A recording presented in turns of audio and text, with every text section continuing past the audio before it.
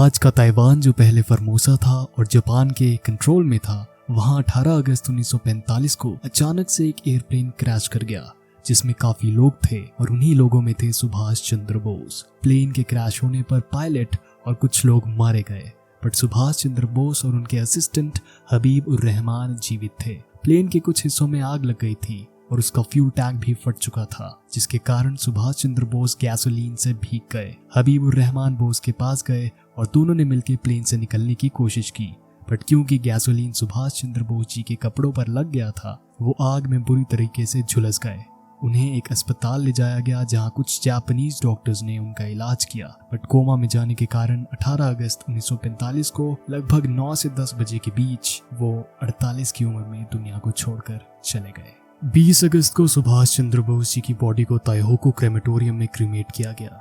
7 सितंबर को एक Japanese officer Subhash Chandra Bose की एशेज को टोक्यो लेकर गया, जहां उन्हें टोक्यो इंडियन इंडिपेंडेंस लीग के प्रेसिडेंट राम मूर्ति को सौंप दिया गया और फाइनली उनकी एशेज रेनकोजी टेम्पल के प्रीस्ट को दे दी गई और आज भी सुभाष चंद्र बोस जी की एशेज वहां मौजूद है। बहुत से लोग यही मानते हैं और हमें हमारी हिस्ट्री की टेक्स्ट बुक्स में यही कहानी बताई जाती है, बट आज की वीडियो में हम डिस्कस करेंगे एक कंस्पिरेसी थ्योरी को, जिसके according Subhash Chandra Bose plane crash में नहीं मारे गए थे और जो कहानी मैंने आपको अभी बताई वो सिर्फ एक कवर अप स्टोरी थी। काफी कंस्पिरेसी थ्योरिस्ट्स मानते हैं कि ना केवल सुभाष चंद्र बोस जीवित थे, बट वो वापस भारत भी आए और भगवान जी, जिन्हें गुमनामी बाबा भी कहते थे, उनके नाम से उन्होंने यहाँ पर अपने जीवन को व्यतीत किया। गुमनामी बाबा उत्तर प्रदेश के अलग अलग जगहों में रहते थे। वो और कोई नहीं बल्कि सुभाष चंद्र बोस ही थे, ऐसा कई लोग मानते हैं। गुमनामी बाबा और बोस में ना केवल काफी सिमिलैरिटीज थी, बट जिस प्रकार से गुमनामी बाबा छुप कर रहते थे और बहुत कम लोगों से मुलाकात करते थे, वो भी अपना चेहरा दिखाए बिना एक पर्दे के पीछे वाकई में काफी ज्यादा प्रश्नों को हमारे सामने खड़ा कर देता है। क्या रीजन हो सकता है अगर हम माने कि सुभाष चंद्र बोस नेताजी सरवाइव करने के बाद जब भारत आए तो वो छुप कर रहे और किसी को भी नहीं बताया कि वो जिंदा थे? पहला शायद ये कि क्योंकि आईएनए एक्सेस लीडर्स के समर्थन में थी और आईएनए ने वर्ल्ड वॉर 2 को भारत को आजादी दिलाने के लिए एक जरिया माना था।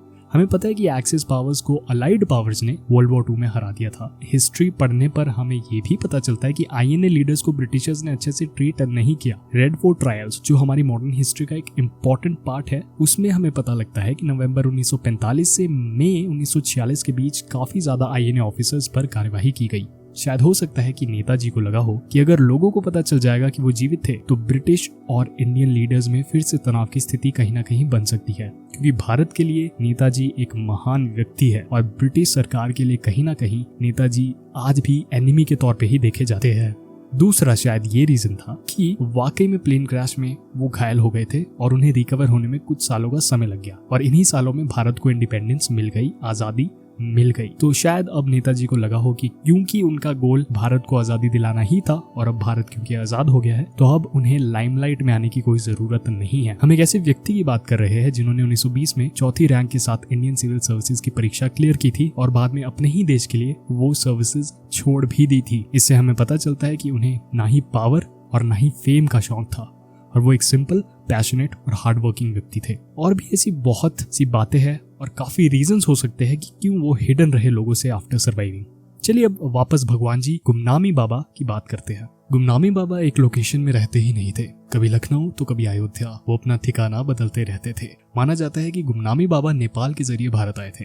गुमनामी बाबा की जब 1985 में मृत्यु हुई तो उनके पास से काफी ऐसी चीजों को रिकवर किया गया जो काफी मिस्टीरियस सी चीजें थी, जैसे अंग्रेजी किताबें, हिंदी किताबें, foreign magazines, newspapers, national leaders के पत्र, सुभाष चंद्र बोस की फैमिली के पिक्चर्स और इंडियन नेशनल आर्मी से रिलेटेड कुछ चीजें।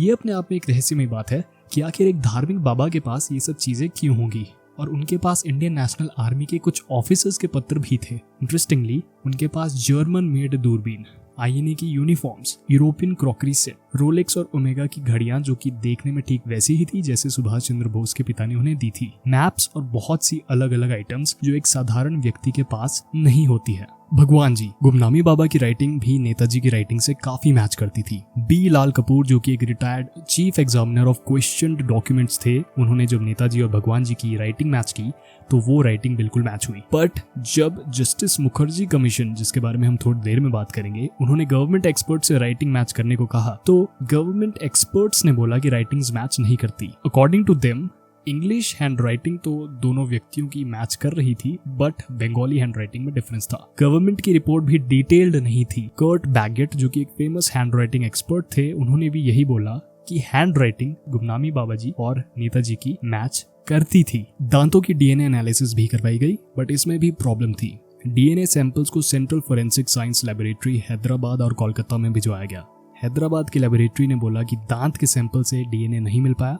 वहीं कोलकाता की लैबोरेटरी ने बोला कि गुमनामी बाबा के दांत का डीएनए नेताजी के फैमिली मेंबर्स के डीएनए के साथ मैच नहीं करता। कुछ डीएनए एक्सपर्ट्स ने बोला कि कोलकाता की लैबोरेटरी की इलेक्ट्रोफेरोग्राम रिपोर्ट्स में प्रॉब्लम थी। बाद में काफी आरटीआई भी लगाई गई और जितनी भी आरटीआई रिक्वेस्ट लगाई गई थी वो ढंग से फुलफिल नहीं की गई।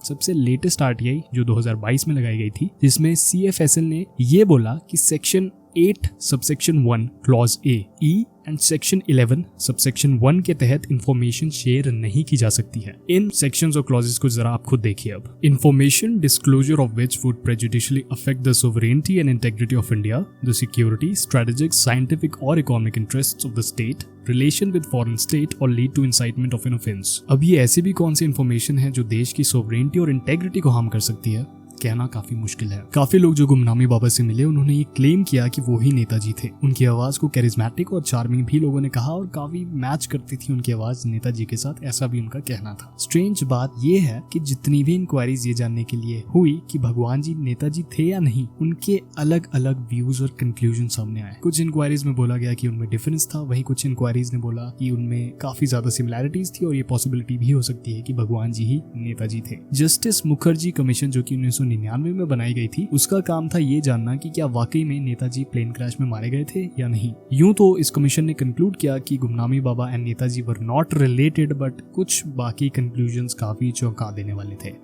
कंक्लूजन्स आप देख सकते हैं। Netaji Subhash Chandra Bose is dead. He did not die in the plane crash as alleged. The ashes in the Japanese temple are not of Netaji. In absence of any clinching evidence, a positive answer cannot be given. और फिर आप देख सकते हैं कि यहाँ पर लिखा हुआ है कि answer already given in above. Netaji Subhash Chandra Bose is dead. In fact एक इंटरव्यू में जस्टिस मुखर्जी ने खुद बोला था कि सबसे सेंसिबल व्यू यही है कि भगवान जी ही नेताजी थे और वो खुद भी इस बात को मानते थे। मुखर्जी कमीशन की रिपोर्ट को सरकार ने खारिज कर दिया विदाउट गिविंग एनी रीजन। इसको आगे चल के 2010 में इलाहाबाद हाई कोर्ट ने क्रिटिसाइज भी किया था। कोर्ट ने बोला, so far as mystery with regard to the death of Netaji Subhash Chandra Bose in plane crash is concerned, it is for the government of India to take a decision, more so when without assigning any reason the report of Mukherjee Commission has been rejected. Court ने ये भी बोला कि DNA evidence को full and final नहीं माना जा सकता। वही नेताजी की फैमिली की अगर हम बात करें तो उनकी फैमिली के काफी मेंबर्स यही मानते हैं कि नेताजी वाकई में प्लेन क्रैश की वजह से ही मारे गए थे और उन्होंने सरवाइव नहीं किया। उनके फैमिली मेंबर्स आज भी यही बोलते हैं कि गुमनामी बाबा नेताजी नहीं थे।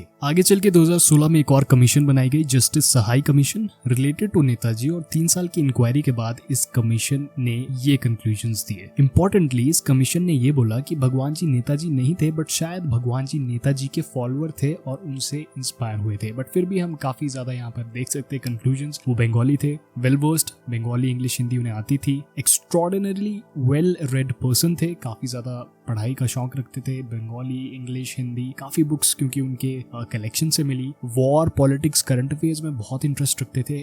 और आप देखिए यहाँ पर एक और पॉइंट लिखा है कि एक टोन ऑफ अथॉरिटी उनकी आवाज में थी और काफी नेताजी सुभाष चंद्र बोस से उनकी आवाज मिलती थी।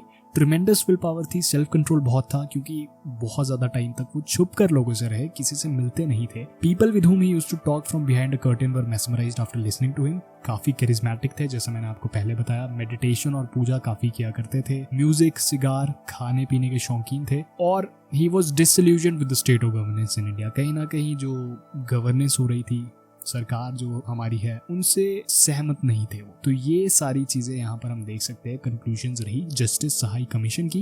बट इसने भी ये नहीं बोला कि गुमनामी बाबा नेताजी थे, इसने ये बोला कि सुभाष चंद्र बोस कि एक फॉलोअर शायद वो हो सकते हैं, काफी ज्यादा उन्हें फॉलो करते थे और उनसे काफी इम्प्रेस थे, तभी उनके पास उनकी चीजें कहीं ना कहीं उनसे मैचिंग चीजें उनके पास मिली थी गुमनामी बाबा के पास। आज भी नेताजी के डेथ से रिलेटेड काफी क्वेश्चंस हमारे सामने हैं।